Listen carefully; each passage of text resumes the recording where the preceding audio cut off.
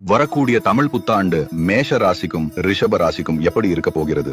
14 April 2026, அதாவது சித்திரை 1 அன்று ஆரம்பமாகும் பராபவ ஆண்டு காலத்தில் மேஷம் மற்றும் ரிஷபம் ராசிக்காரர்களுக்கு வரும் பலன்களை சுருக்கமாக இந்த வீடியோல பார்க்கலாம் வாங்க. மேஷ ராசிக்காரர்களே, இந்த வருடம் உங்களுக்கு முன்னேற்றமும் சவால்களும் கலந்திருக்கும். வேலை மற்றும் தொழிலில் புதிய வாய்ப்புகள் கிடைக்கும். ஆனால் அவற்றை சரியாக பயன்படுத்த கவனம் தேவை. பணவரவு நிலை மெதுவாக உயரும். தேவையற்ற செலவுகளை கட்டுப்படுத்த வேண்டும். குடும்பத்தில் சிறிய கருத்து வேறுபாடுகள் வரலாம். பொறுமையாக நடந்து கொண்டால் சமாளிக்கலாம்.